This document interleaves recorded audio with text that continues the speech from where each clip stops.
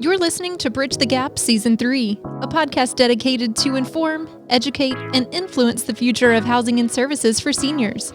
This podcast is powered by supporting partners OneDay, Propel Insurance, Enquire, LTC REIT, the Bridge Group Construction, and Solinity. Learn more at btgvoice.com.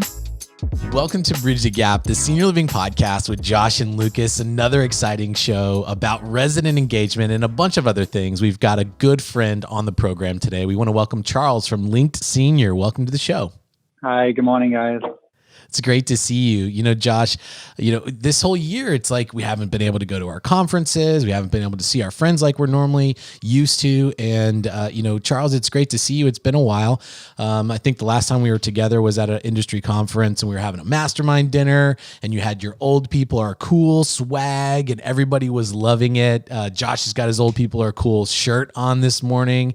And so we're representing. We're really glad to be able to talk to you. It's good to be here. So give some of our listeners that don't know you a bit of your background and how you got into senior living. Sure. I think, probably the best way to say it is that I've never been scared of old people, right? So I was always super close to like older adults in my family and my life. And I was born and raised in France and I came to the US in 2003. In Washington, D.C., where I live now, and worked in consulting. And I happened to do my thesis on nursing homes at Georgetown. And so I'm spending a lot of time in these communities and realizing, one, how much I like being with older adults, right? And also how much there was potential to improve the quality of their life. And that's how the first ideas of my company called Linked Senior started. And that was, the very first idea was probably like in 2006, 2007. And then, it's the thing where you put your finger and then the whole body goes in. And then I sucked into it and I just love it. Yeah. Well, Charles, so, thinking back, gosh, I've known you since early on in my career, over probably close to 14 years ago. And we met at a conference for activity professionals, which many people in our industry may not know that there's this huge, very organized group of life engagement, life enrichment, activity pros that organize nationally in a conference. And that's where we met. I think you even recalled in Murfreesboro, Tennessee. And so I became familiar with you and was intrigued for a lot of reasons, but your thought leadership on resident engagement through technology, I can remember back then, Lucas, that was something that this is when Charles got involved in doing technology for resident engagement. To me, it doesn't seem that long ago, but I can remember my first boss, my first mentor. This was back to give you a perspective when I remember saying, hey, you know what?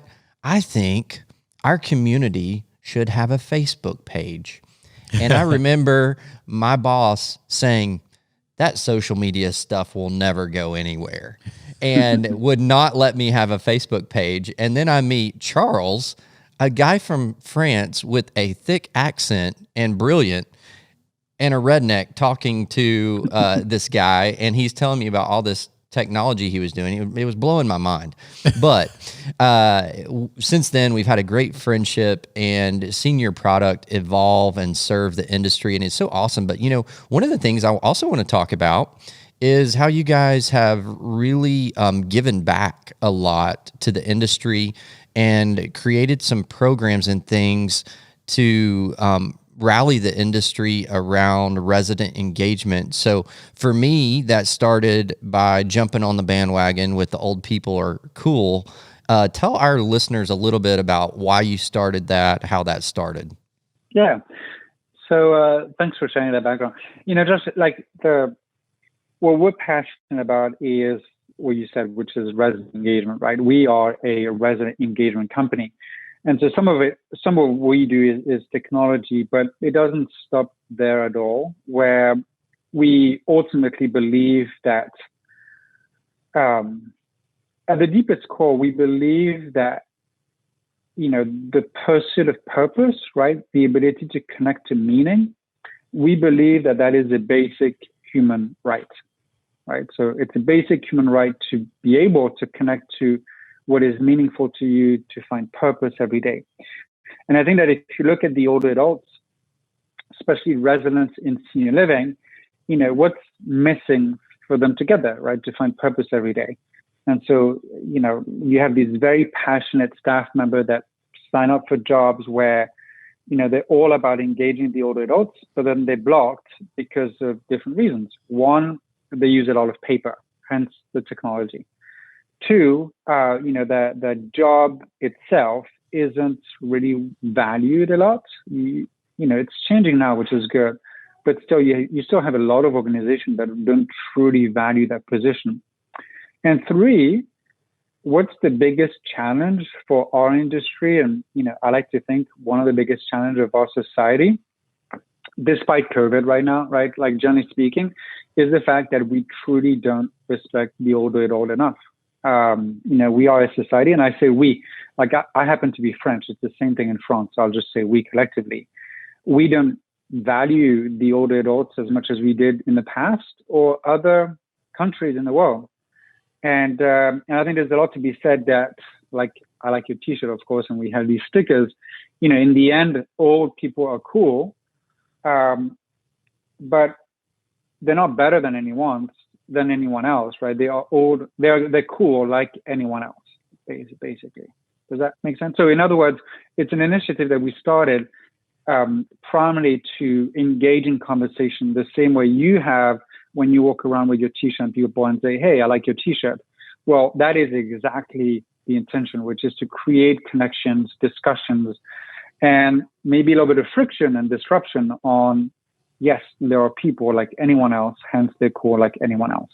Well, I've loved it. And I will say probably my most worn piece of swag and my most commented on, no matter where I am and no matter the age, young people, old people, everybody notices it. And it's such a great initiative. One of the other cool things is it was a no-brainer for me when you guys started this, because it was really a labor of love, not only to drive resident engagement and awareness and kind of change the perception of older people and how we view older people, but it was a give back. And I know when I started buying the swag, and I think even now, when people purchase these things, it goes towards Alzheimer's Association and helping that cause. So what a cool thing.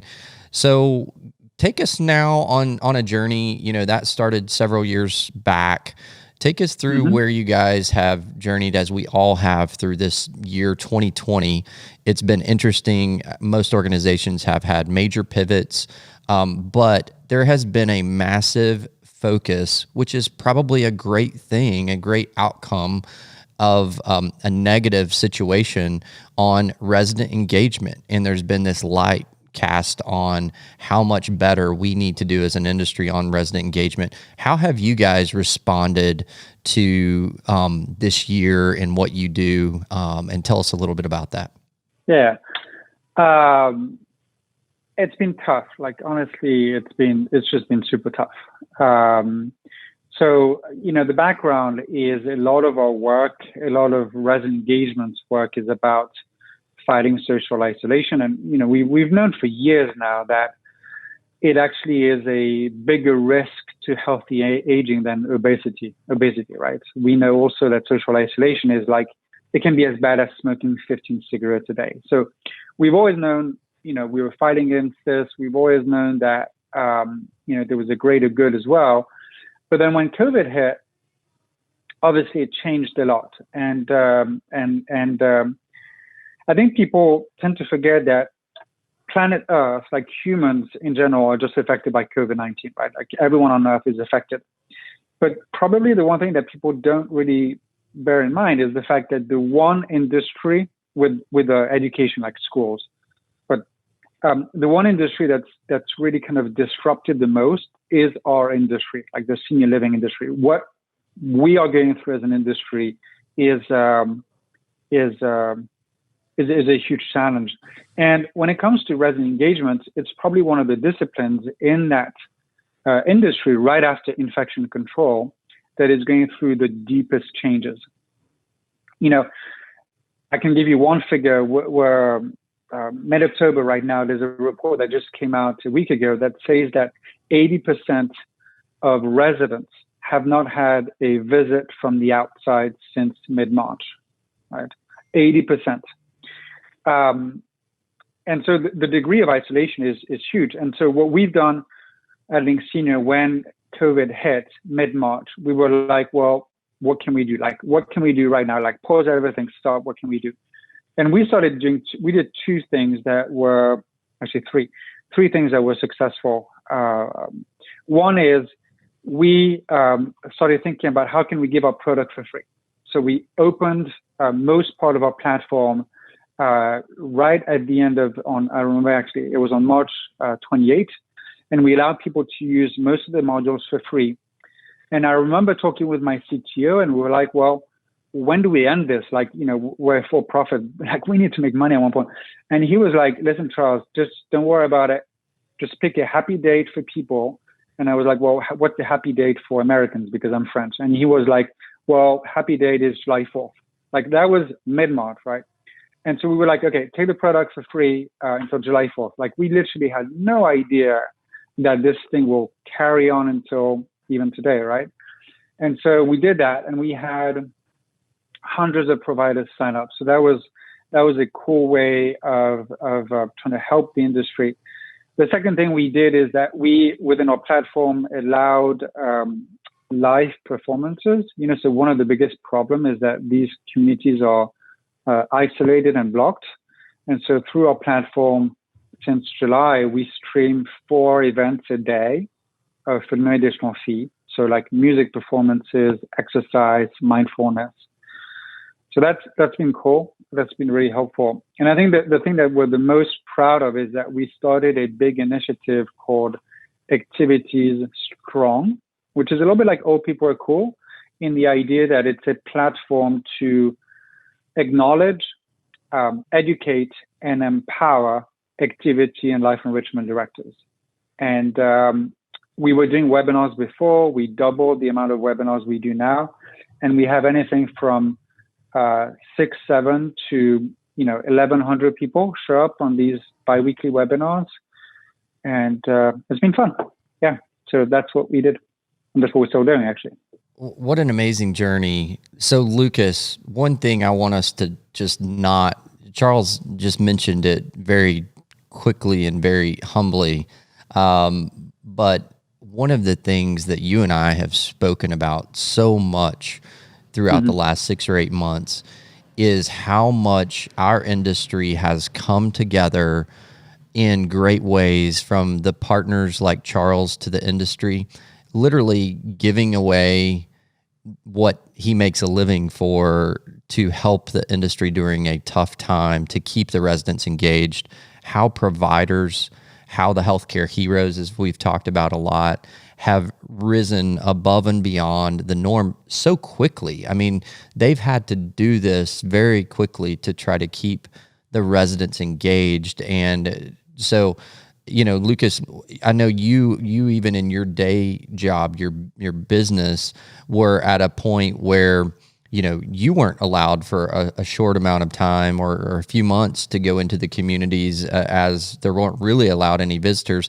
What's been your perspective on seeing folks like Charles kind of rally around these providers?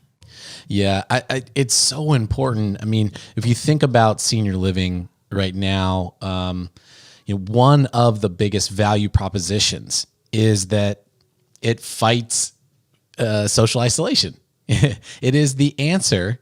It's the cure for social isolation. And, there's been so many months that, to Charles' earlier point, they just haven't had a visitor. And, we're, from my, my day job, we are in communities, going through and doing work in a very, very safe manner. We have zero interaction with the residents, but there's just this sense that I feel as I walk through the job site in the areas that we're working, and I just have this kind of like, pit in my stomach just thinking, gosh, when are they going to be able to have their families back? When are they going to be able to see their loved ones and get back to a sense of interaction? It's just months and months on end. So this conversation, I think, is a very important one. So, Charles, maybe a couple other things as we start, starting to round out the show a little bit. But tell us a little bit about how you feel some positives. What are some positives that could come out of what to the general public is a bad situation this year? Lucas and I, we like to ask all of our guests this question because we feel like in tough times, our industry has risen to the challenge, and there's been some cool things that have happened where there's some great stories, as we refer to as love stories, that have happened in the industry of people going above and beyond. But is there anything, as you're looking at the forecast of the future of senior housing, that you think we will look back and you will say, you know what, that was a mark in the industry that things started changing and there were some good things that have come out of that? Is there anything that you can see like that? Yeah, there's tons. I could sit the whole day here talking about these. To Lucas' point, I think, first things first, I think one thing that's really, really true is how unfair the media in general has been with the industry, right? I think that's really important to bear in mind. But on the other hand, there's been amazing stories. I'll just name them by their first name, but I know of two corporate people when COVID hit late March and early April. COVID hit the communities hard in Illinois and Toronto. And so the names are Jennifer and Marion. And when COVID hit, staff were like, I can't do this. I don't know what it is. I have older adults in my house. And so they quit. And so both Jennifer and Marion, they went and worked in these communities, 20-hour shifts. And both of them contracted COVID, right? So you have these corporate people that suddenly are taking kind of frontline job, kind of securing really safety for older adults. And I think that to Lucas' point, our industry is about social isolation being better than the home setting for sure. And I think that these stories, everybody's going to remember that, right? This is the work of heroes. And personally, apart from hospitals, I don't know any environments where you have so many of these stories where sometimes, it's crazy to think about it, but sometimes it's even like the norm, right? And I find that just purely amazing. There's something else I'll share, which is every 2 weeks with these webinars, we do surveys. So we collect a lot of data on sentiment. And I can tell you one thing is 91% of activity and life enrichment directors believe that we're going to get out of this stronger, right?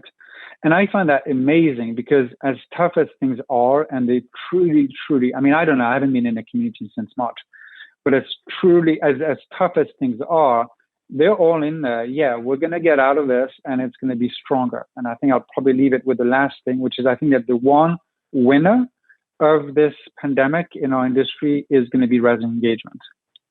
By far. And I'm proud to be working with these people every day. It's an honor. And I can tell you that every single time I talk to them, I thank them for that. I thank them for their time. And I'll tell them how much it's an honor to be able to interact with them. That's so cool. Well, on the resident engagement topic here, I believe, and you explain it one more time to me and Lucas, but you guys have helped with sort of developing this tool that helps communities understand how they're doing as kind of a benchmark on resident engagement. Can you tell us a little bit about that? Sure. So with Activity Strong, this platform that we started in March, it kind of grew into a very successful thing, right? Just a platform. And what we did is that we started partnering with the NAP association that you referenced to and other leaders. And one thing that we know for a fact is that it's just very difficult to measure engagement, right? So you have multiple communities. What's the best? How do you measure? How do you support them? And so what we developed is the first of its kind self-assessment tool. So think of it maybe as, these IQ tests you have online where you just go in and so the RICE, which is the Resident Engagement Index score, is a 25-question free assessment for organizations to go in and assess themselves on how good they are at resident engagement. So one, they can create goals on areas of opportunities, but also celebrate success. And the whole idea is to give tools to the industry so they can benchmark and grow something that is going to grow, but hopefully make it manageable for them, with the end idea that, when you measure, things start to improve. So that's the goal. Oh, I love that, Lucas.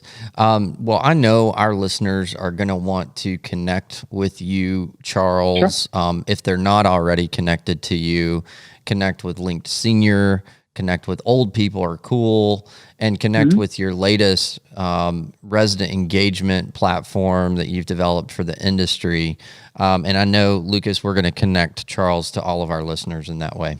Absolutely. To our listeners, thanks for taking time to spend with us and Charles. We'll definitely connect with everybody in our show notes. You guys have a great Facebook presence. I know that you're on Instagram as well. So we'll put all that in the show notes. Charles, thanks for your time today. Anytime. Thanks. It's a pleasure to be with you guys. Absolutely. And to all those people that we consider our heroes out there, just know that we're rooting for you. We're thinking about you and we're praying for you. Keep up the excellent work in this industry that you're doing. It really does matter. And thanks for everybody for listening to another great episode of Bridge the Gap. Thanks for listening to this episode of Bridge the Gap, the Senior Living Podcast. We'd love to hear from you, so visit btgvoice.com for all things about the podcast. Powered by supporting partners OneDay, Propel Insurance, Enquire, LTC REIT, the Bridge Group Construction, and Solinity.